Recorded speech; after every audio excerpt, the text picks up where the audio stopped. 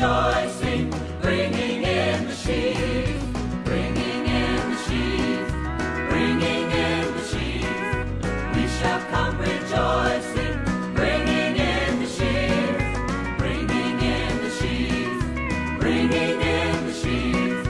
We shall come rejoicing, bringing in the sheaves. Ọ̀rọ̀ Ọlọ́run jẹ́ kó nímọ̀ fún wa wípé ayé yìí ó wà nípa agbára ìṣẹ̀dá Ọlọ́run.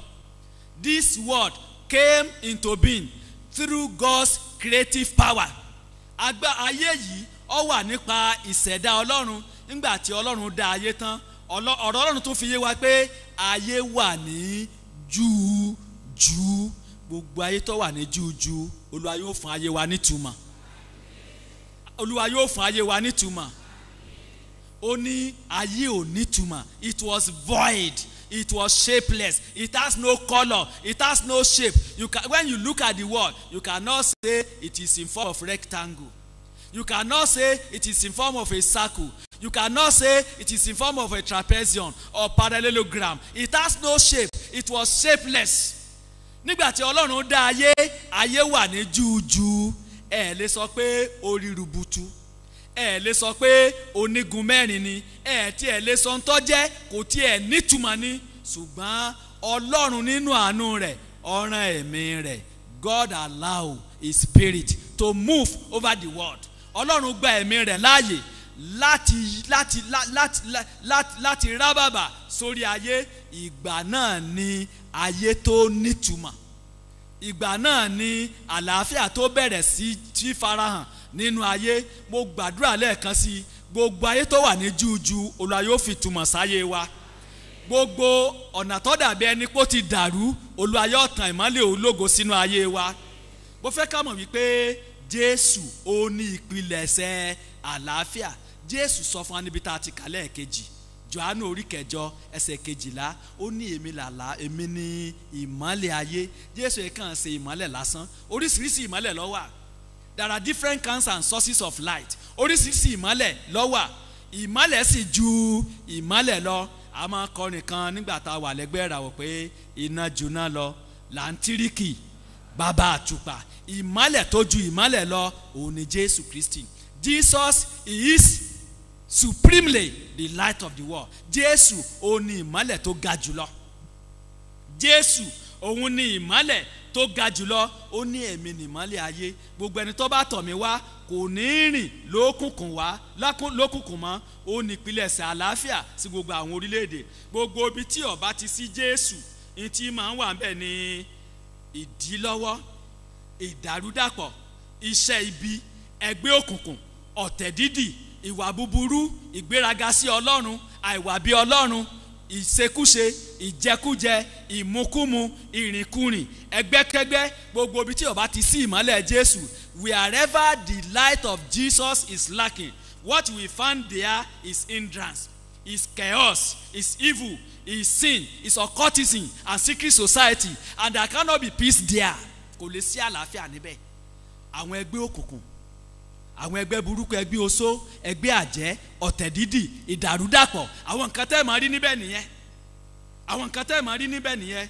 The Almighty God cannot cohabit with such because in him there is no darkness. Mo fẹ́ ká mọ̀ pé pẹ̀lú gbogbo nǹkan wọ̀nyí, Ọlọ́run ìbá ibi gbé. Ó ní ìwọ ibi ò lè bá ọ gbé. Lọ́dọ̀ rẹ òru tan ìmọ́lẹ̀ bí kíni? Bí ọ̀sán. Ó ní ibi kò lè bá Ọlọ́run gbé. Lọ́dọ̀ Ọlọ́run òru ó tan ìmọ́lẹ̀ bí ọ̀sán. Wherever darkness is found, every form of evil will not be found wanting. Ibi tí òkùnkùn bá wà, ìníṣẹ́ ẹbí máa ń wà. Ibi tí òkùnkùn máa ń bá wà, ìní ọ̀tẹ̀ dídì máa ń wà. Ibi tí òkùnkùn bá wà, ìní ìkóra ẹni máa ń wà. Ibi tí òkùnkùn bá wà, òní owú jíjẹ ní máa ń wà. Ibi tí òkùnkùn bá wà, ìní àwọ̀ ibi tí ó gbègbà òní máa ń wà. God's operation will be relegated to the background wherever there is darkness. Ibikíbi tí òkùnkùn bá wà, yóò ṣòro fún yín kẹ́ tó rí ọwọ́ Ọlọ́run. Yóò ṣòro fún yín kẹ́yìn tó rí agbára Ọlọ́run. Ìdàrúdàpọ̀, wàhálà, ìdààmú, òwúsùwùsù ni máa wà níbẹ̀. Ìmọ́lẹ̀ Jésù ó ní ìpilẹ̀ṣẹ̀ àlàáfíà ní gbogbo orílẹ̀-èdè. Kódà orílẹ̀-èdè tó dàbí ẹni pé ó ti dìde lẹ̀. Ọlọ́run wá sọ fún wa tó jí ayọ̀ wa ò ní pé bíbélì sọ pé ìmọ́lẹ̀ yẹn ń mọ́lẹ̀ òkùnkùn sí lè kíni kò lè borí rẹ̀. The life of Jesus is shining and darkness cannot comprehend it. Darkness cannot overcome it. Gbogbo bíkíbi tí ìmọ́lẹ̀ bá wà tí iná bá wọlé òkùnkùn á ṣe kíni àparadà. Kò sí bí òkùnkùn bó ṣe lágbára tó tí ìmọ́lẹ̀ bá wọlé òkùnkùn gbọ́dọ̀ fẹ̀yìn lẹ̀ ni. Tí ìmọ́lẹ̀ bá wọlé òkùnkùn gbọ́dọ̀ fẹ̀yìn lẹ̀ ni. Àwa tá a fẹ́ràn ìsí òkùnkùn yẹn kò lẹ́gbẹ̀ẹ́ rẹ̀ tí ìmọ́lẹ̀ Jésù tó bá ti wọlé sí ayé wa, tí ìmọ́lẹ̀ Jésù tó bá ti wà ní àyíká wa, àṣedànù onísí òkùnkùn, gbogbo onísí òkùnkùn wọ́n mọ̀ ṣàṣedànù. Láti ìṣẹ́jú yìí lọ lórí orílẹ̀-èdè gbogbo onísí òkùnkùn kí wọ́n mọ̀ ṣe àṣedànù. Lórí ìpínlẹ̀ yìí gbogbo onísí òkùnkùn kí wọ́n mọ̀ ṣàṣedànù. Lórí Ògbómọ̀ṣọ́ gbogbo onísí òkùnkùn kí wọ́n mọ̀ ṣàṣedànù. Láti àkókò yìí lórí ìjọ yìí gbogbo onísí òkùnkùn kí wọ́n mọ̀ ṣe àṣedànù. Akéde rẹ̀ a sì fẹsẹ̀ rẹ̀ múlẹ̀ bẹ́ẹ̀ ni yóò sì rí. Ìmọ́lẹ̀ Jésù ìpilẹ̀ṣẹ̀ àlàáfíà láàrin àwọn orílẹ̀-èdè. But remember, if we are going to enjoy the peace of God, every soul must come to God through Jesus Christ. Tá a bá jẹ gbádùn àlàáfíà tó ti ọ̀dọ̀ Ọlọ́run wá nípasẹ̀ Jésù, gbogbo ọkàn a gbọ́dọ̀ wá sọ́dọ̀ Jésù. Gbogbo ọkàn a gbọ́dọ̀ wá sí ọ̀dọ̀ Jésù, láìka ẹ̀yà, láìka èdè, láìka ipò, láìka ohun tá a jẹ́ tàbí ohun tá a ní, a gbọ́dọ̀ wá sọ́dọ̀ Jésù. A gbọ́dọ̀ wá sọ́dọ̀ Jésù. Kò sí àbámọ̀dá ènìyàn tá a fi lè ní àlàáfíà. Jésù ni orísun àlàáfíà. Ẹ mọ́ gbàgbé wípé nígbà tá a bí a ti sọ iṣẹ́ ìkọsẹ̀ wá sáyé rẹ̀ wípé ọmọ aládé kínni, ọmọ aládé àlàáfíà ni Jésù. The Prince of Peace. The Prince of Peace. No one can experience real peace outside Christ. Kò sí ẹnikẹ́ni tó lè ní ìrírí àlàáfíà tá a bá fàyè gba Jésù nínú ayé wa. Bíà kò lè fún wa lálàáfíà. Gúdà kò lè fún wa ní àlàáfíà. Stout kò lè fún wa ní àlàáfíà. Double Crown kò lè fún wa ní àlàáfíà. Sinap kò lè fún wa ní àlàáfíà. Àwọn ọtí ètí ń tà tẹ̀ ń mú mọ́ àgbo tẹ̀ ń pè lágbo kò lè fún wa ní àlàáfíà. Kò lè fún wa ní àlàáfíà.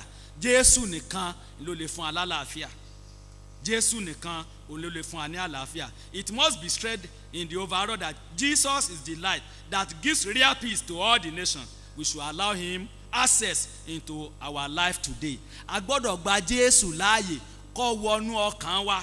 A gbọ́dọ̀ gbà láàyè. He will forgive you. He will purge you. He will cleanse you. Jésù yóò sọ ọ́ di mímọ́. Jésù yóò dáríjì ọ́. Jésù yóò sì ṣàánú fún ọ. O gbọ́dọ̀ fi àyè gba Jésù kó gba ìṣàkóso ayé rẹ. He will give you peace unspeakable, and your life, your family and nation will be better off for it. Tá a bá fi àyè gba Jésù yóò fún ọ ní àlàáfíà, yóò fún ọ ní ayọ̀. Ayé rẹ yóò gba ìtumọ̀. Iṣẹ́ rẹ yóò gba ìtumọ̀. Ẹ̀kọ́ rẹ yóò gba ìtumọ̀. Ìdáwọ́lé rẹ yóò gba ìtumọ̀. Ṣùgbọ́n ọ̀pọ̀lọpọ̀ wa kì í ṣe pé kò sẹ́ni tó ti gba Jésù nínú wa. Ọ̀pọ̀lọpọ̀ wa la ti gba Jésù. Àwọn tí àlàáfíà Jésù yẹn tí ó bá dòótọ́ ní gbogbo orílẹ̀-èdè, kí ni àwọn ojúṣe wa?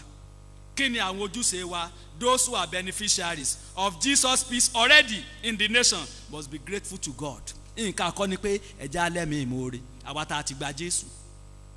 Àwa tá a ti gba Jésù ẹja lẹ́mìí ìmoore. Ìmoore yẹn kò gbọ́dọ̀ wà nínú ọkàn wa nìkan. Ìmoore yẹn kò gbọ́dọ̀ wà ní ètè wa nìkan. Ìmoore yẹn ó gbọ́dọ̀ jẹ jáde nínú ohun ìní wa. The expression of our gratitude must be in word and in kind. Ìfarahàn ìmoore wa ó gbọ́dọ̀ hàn nípa ọ̀rọ̀ ẹnu wa àti àpò wa, ohun tá a ní àti ohun tá a jẹ́. It must go beyond word alone. Ó gbọ́dọ̀ kọjá ọ̀rọ̀, ó gbọ́dọ̀ kọjá ọ̀rọ̀. Those who are beneficiaries of Jesus' peace must have passion for souls. Àwa tá a ti ní oore ọ̀fẹ́ yẹn, a gbọ́dọ̀ ní ìtara ìjèrè ọkàn. Ọ̀rọ̀ Ọlọ́run sọ pé ẹnikẹ́ni tó Ọlọ́run bá lò láti jèrè ọkàn, kí la pè é? Ọlọ́gbọ́n ni. Ọlọ́gbọ́n ni. Whosoever God uses to save soul is wise. Ẹnikẹ́ni tá a bá lò láti jèrè ọkàn, ọlọ́gbọ́n ni. Ọlọ́gbọ́n ni. tó bá ṣe pọ́nà tá à ń gbà wá náírà ni là ń gbà wá ṣiṣẹ́ ìrere ayé wa ó ti dẹrùn jù báyìí lọ.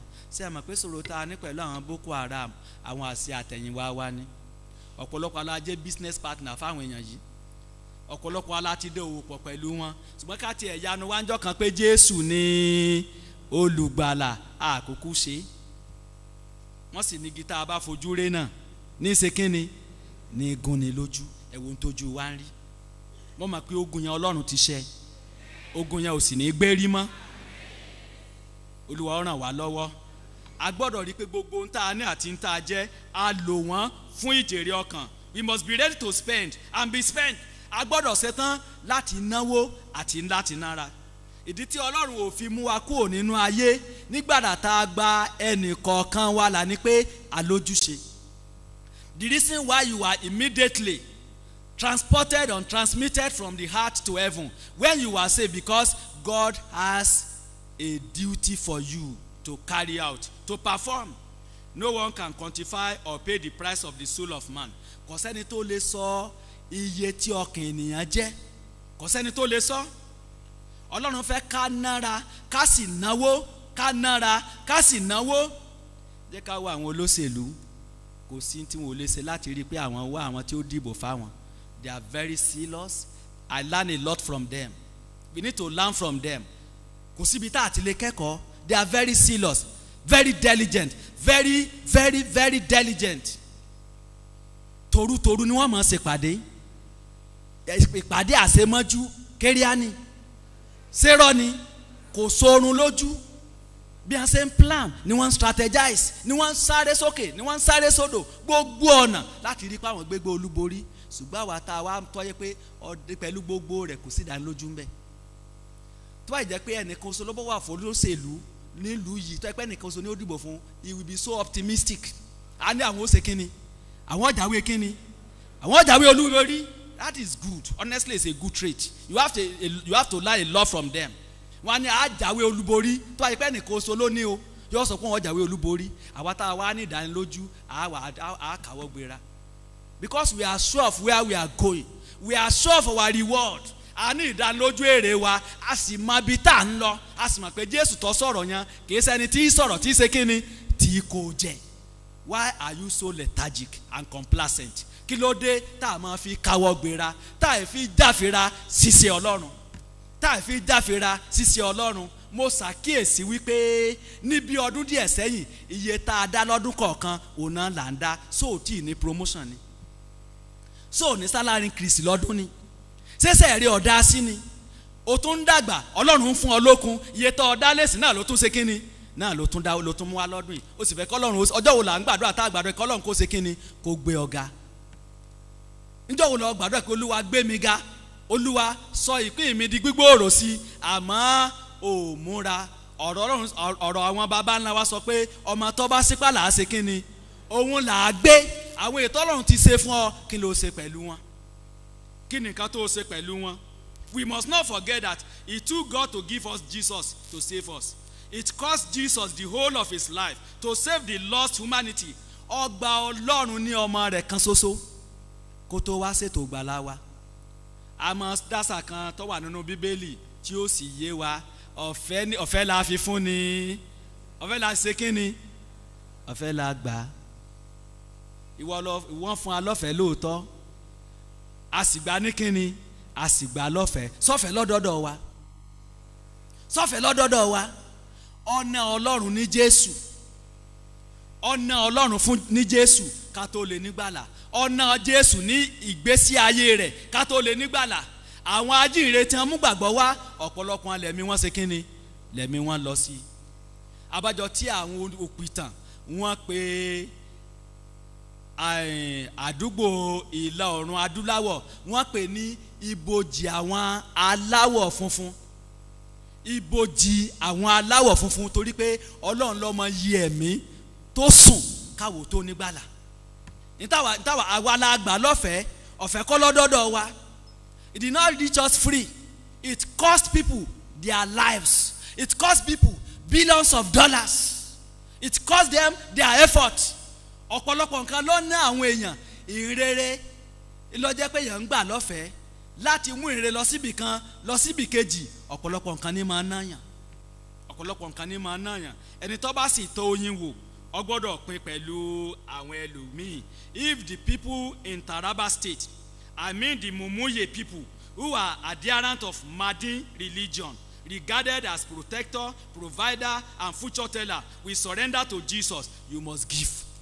Àwọn ará Taraba, àwọn ẹ̀yà tá à ń pè ní Mumuye tí wọ́n ń sin òrìṣà Madin, òrìṣà yẹn wọ́n gbà yí pé ìní ń dáàbò bá wọn, wọ́n gbà yí pé ìní ń pèsè fáwọn, wọ́n gbà yí pé ìní ò jẹ́ káwọn mọ̀ nípa ọjọ́ iwájú àwọn.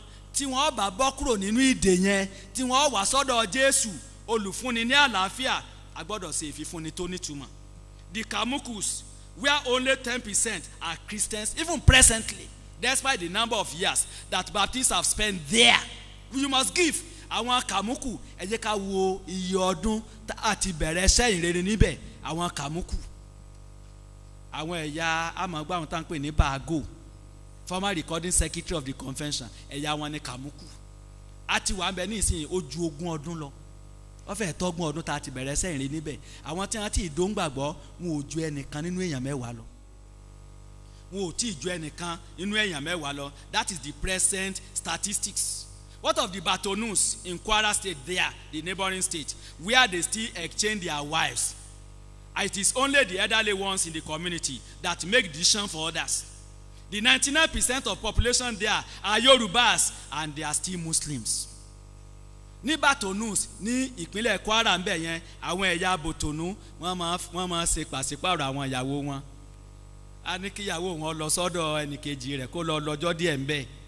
Òun náà yóò ní kí ìyàwó mi ọ̀yà fi ìyàwó rẹ̀ ṣe kí ni o, fi ránṣẹ́ sí mi, ọ̀gá àbí ọ̀gá, ọ̀gá àbí ọ̀gá, ẹ̀rí kó tún lágbára ń bẹ̀ wọn nítòsí ní Gímú wa ń bẹ̀ wọn. Àwọn Yorùbá tí wọ́n wà ń bẹ̀ bíi 99% Mùsùlùmí tún ni wọ́n.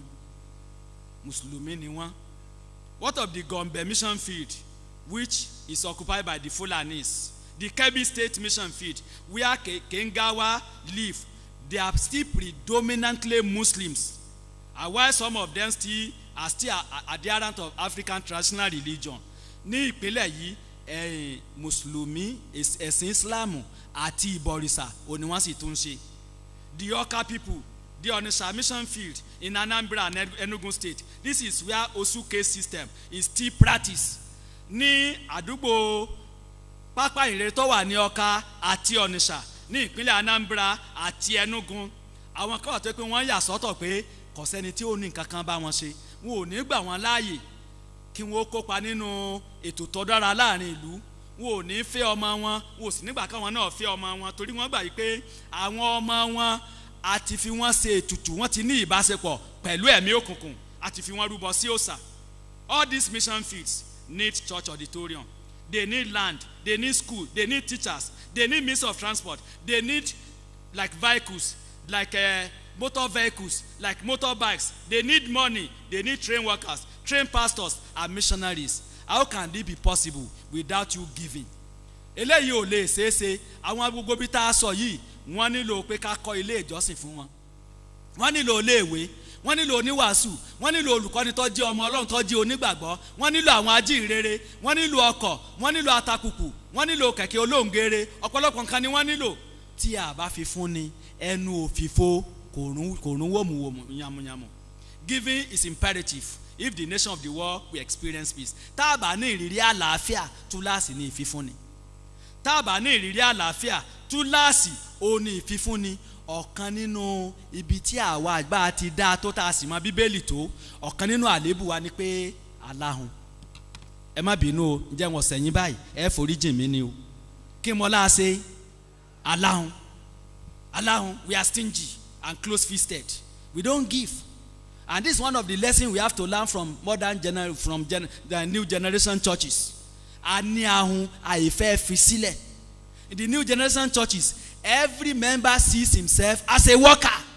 Nínú àwọn ìjọ tó ẹsẹ̀ ń dìde yìí, kálukú wọn ní àríra wọn bí òṣìṣẹ́, ṣùgbọ́n láàrin wa tó bá dọ̀rọ̀ ìtí àǹfààní, òun wàásù lọ́wọ́ wà lẹ́gbẹ̀ẹ́ kan.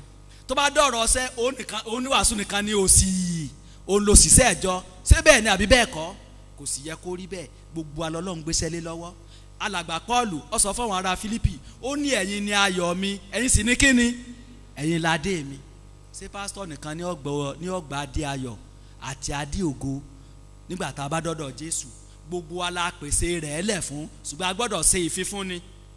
Gbogbo wa la pèsè rẹ̀ lẹ̀ fún, a gbọ́dọ̀ ṣe ìfifúnni, torí pé tá a bá ṣe ìfifúnni iṣẹ́ yẹn kò lè tẹ̀síwájú. Iṣẹ́ yẹn kò lè tẹ̀síwájú. God himself is a giving God. Ọlọ́run tó jẹ́ pé à ń sìn, Ọlọ́run tí máa fi fúnni ni. Alàgbà Paul bí wá ó ní kíni tó ní tí èsì pa ṣe kíni tí èsì pa fi fún ọ ni. Àlàáfíà tó ní Ọlọ́run ló fi fún ọ. Atẹ́gùn tó mí sínú Ọlọ́run ló fi fún ọ. Iṣẹ́ tó ń ṣe Ọlọ́run ló fi fún ọ. Ìfọkànbalẹ̀ tá a fún ọ Ọlọ́run ló fi fún ọ. Ilé tó ń gbé Ọlọ́run ló fi fún ọ. Aya tó ní, ọkọ tó ní, ọmọ tó ní Ọlọ́run ló fi fún ọ. Gbogbo ohun tó ní láyé tó lè tọ́ka sí agbára rẹ kọ́, agbára Ọlọ́run ni. Ọ̀pọ̀lọpọ̀ àwọn èèyàn ní á sàn jù ọ lọ tí wọn ò ní rú àǹfààní yẹn. Ọlọ́run ló fi fún ọ. Our God is a giving God. Our God is a giving God. Our God is a giving God. Ọlọ́run wa Ọlọ́run tí máa fi fún ni. Jésù Kristi tó jẹ́ pé ogun kẹ́tẹ́kẹ́tẹ́ wọ Jerusalem nírú ọjọ́ òní ó fi ẹ̀mí rẹ̀ fún wa. Ó fi ẹ̀mí rẹ̀ fún wa. When you give, you block the chances of devourers. Nígbà tá a bá ṣe ìfifúnni, ogun là ń ṣe. Ní tá à ń ṣe ni pé à ń tilẹ̀kùn mọ́ ajẹnirun. Ò ní bá wọn rajà tí wọ́n yọ owó. À ń tilẹ̀kùn mọ́ ìtì máa jẹ nírun. Ọ̀pọ̀lọpọ̀ ní ṣèṣe rin tí wọ́n sì ń jẹ ìjẹ́ ìlérí. Ìlérí is the smallest kind of rat, so that I should make sure that I'm not shooting into the air. Ìlérí òun ni èkúté tó kéré jùlọ. Erin jẹ́ ọ̀kan nínú ẹranko tó tóbi jùlọ. Ọ̀pọ̀lọpọ̀ ń ṣiṣẹ́ bí erin. Many people are working like elephant, but they are feeding like the smallest rat. Nítorí pé wọn ò jólóòtọ́ sọ́lọ́run nípa ìfifúnni. You really need to consider your giving. A gbọ́dọ̀ kíyèsí ìfifúnni wa. A gbọ́dọ̀ kíyèsí ìfifúnni wa. Ọlọ́run yóò ràn wá lọ́wọ́. Ìgbà tá a bá ń ṣe ìfifúnni tó nítumọ̀ tínú rẹ̀ dùn sí, dájúdájú à ń tilẹ̀kùn mọ́ ẹ̀mí ajẹnirun. You use the key of giving to open the door of heavens. Nígbà tá a bá ń ṣe ìfifúnni tó nítumọ̀ tó wú Ọlọ́run lórí, ní tá à ń ṣe ni pé à ń ṣílẹ̀kùn ojú rere, à ń sì ṣílẹ̀kùn ìbùkún látọ̀run wá. Tá a bá wo ìgbésí ayé Sólómọ́nì níbẹ̀rẹ̀ ìjọba rẹ̀, tẹ́ ẹ bá wo àwọn nǹkan tó fi sin Ọlọ́run ọkà mọ̀mọ̀. Ọlọ́run náà wá sí oore tó ṣe kínni, oore tó kà mọ̀mọ̀ fún Sólómọ́nì. Ntọ́ ọba fẹ́ kó o ṣe kínni, kó o béèrè rẹ̀. Ṣùgbọ́n lóde òní ọ̀ọ́dẹ́mu lọ́yẹ́, ọ̀ọ́ta ògùrọ̀ ní lẹ́yà, ọ̀ọ́tògùrọ̀ lọ́fà, òdèdí ọ̀pẹ, ọ̀gbẹ́nu òkè ọ̀fẹ́ kínní ro. Èyí gba ìbùkún Ọlọ́run lásán. You open the door of divine favour and breakthrough to live a prosperous life. To stop living and wallowing in penury, you must give until it buys. Tí òṣì àti àárẹ̀ àti ìpọ́njú tí ó bá kó gbálé láàrin wa, á ṣiṣẹ́ lórí ìfifúnni. When you go to some of these new generation churches, iṣẹ́ tí wọ́n ń ṣe làwa náà ń ṣe. Ọ́fíìsì tí wọ́n wà làwa náà ṣe kínni, làwa náà wà. Ẹ jẹ́ n sọ fún yín, mọ́tò ta nínú ìjọ yìí ò tí ì tó. Mọ́tò ta nínú ìjọ yìí kò tí ì tó. Ẹ̀yin tẹ́ ẹ̀ tí ì ní ẹ̀ẹ́nì láìpẹ́ yìí. Ẹ̀yin tẹ́ ẹ ti kọ́lé, ilé lẹ́ẹ̀kọ́ ẹ̀ tí ì dára. Ẹ̀ dára lórúkọ Jésù. Gbogbo ẹ̀yin ọ̀dọ́ tẹ́ ẹ̀ ń wáṣẹ́, ẹ̀ ríṣẹ́. Ẹ̀yin tẹ́ ẹ sì ti ríṣẹ́, ẹ̀ rí gbéga. Ṣùgbọ́n tí wọn náà ṣetán láti jólóòtọ́ sọ́lọ́run. That spirit of stinginess must be dealt with in your heart. Ẹ̀mí ìyahun yẹn ó gbọ́dọ̀ ṣiṣẹ́ lórí rẹ̀. Ẹ̀mí ahun, ẹ̀mí ìháwọ́ sí Ọlọ́run àti iṣẹ́ rẹ̀, a gbọ́dọ̀ ṣiṣẹ́ lórí rẹ̀. Ní tẹ́mi Ọlọ́run sọ pé kí n sọ fún yín nù. Sẹ́mi ọ̀sẹ̀ yín báyìí o, ẹ dákun ẹ foríjì mi o. Ṣùgbọ́n tẹ́ ẹ bá ṣe yọ̀ dáa fún yín, tẹ́ ẹ bá yí padà, tẹ́ ẹ bá bá ẹ̀mí ahun wí nínú ayé yín, Bíbélì sọ pé yóò rọ̀ yín lọ́rùn, yóò sì dára fún yín. A fẹ́ ṣiṣẹ́ lónìí, a gba ọrẹ pàtàkì.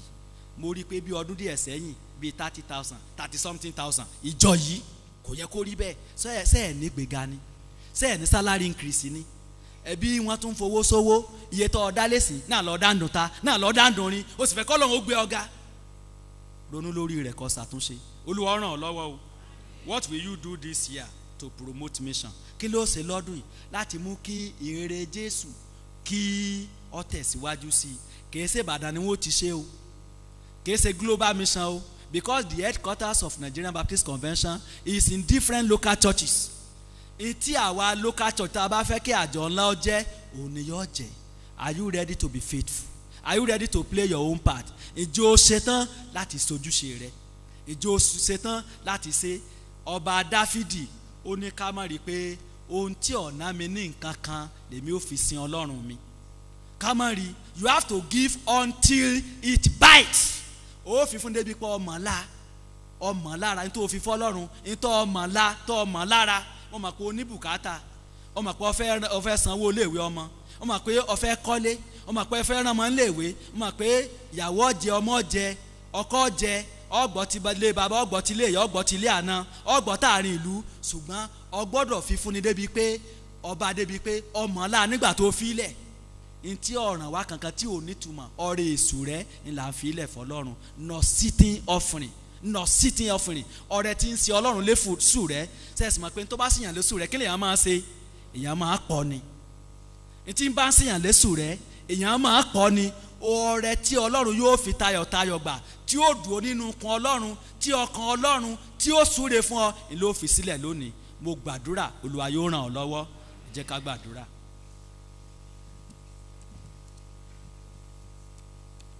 So we